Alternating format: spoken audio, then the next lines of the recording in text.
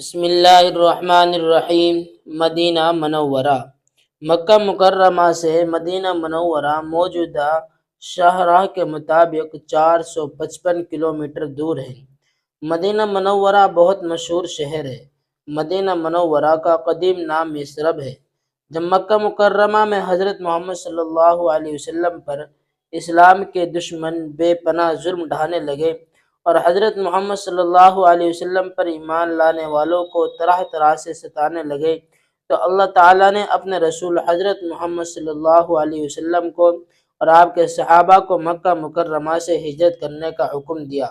حضرت محمد صلی اللہ علیہ وسلم مکہ چھوڑ کر مدینہ منورہ تشریف لے آئے۔ آپ کی تشریف آوری سے پہلے اس شہر کا نام یثرب تھا۔ جب آپ صلی اللہ علیہ وسلم یہاں تشریف لائے تو اس شہر کا نام مدینۃ الرسول قرار پایا۔ پھر اس